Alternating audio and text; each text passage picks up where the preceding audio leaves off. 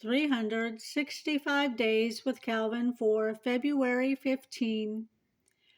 Releasing Fear to God. Into thine hand I commit my spirit. Thou hast redeemed me, O Lord God of truth. Psalm 31:5. Suggested further reading Luke 23:44 to 47.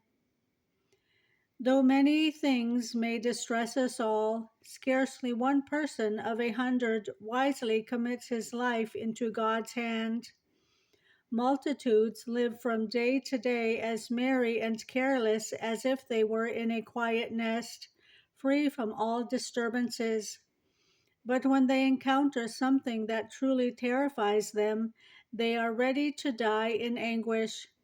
They do not betake themselves to God, either because they deceive themselves with vain delusions, flattering themselves that all will yet be well, or because they are so stricken with dread and stupefied with amazement that they have no desire for God's fatherly care.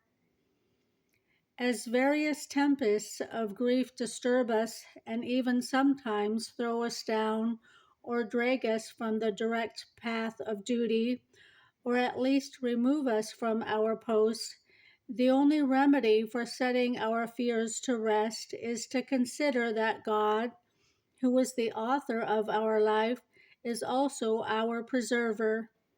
Trusting in Him is the only way to lighten our burdens and preserve us from being swallowed up by excessive sorrow. Seeing, therefore, that God condescends to take care of our lives and to support us, let us learn always to flee to this asylum. The more that we are exposed to danger, the more we should carefully meditate upon this.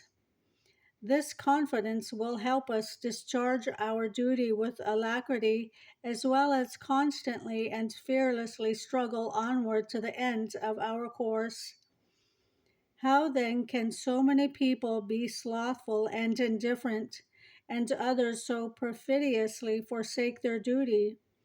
How can they be so overwhelmed with anxiety and terrified of dangers and inconveniences that they leave no room for the operation of the providence of God? For meditation, few comforts are as great as that which comes from committing one's life to God's hand.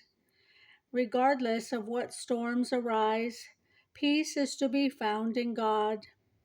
What do you most fear? Consider what comforts you may find if you release your fear to God. The reading for February 15.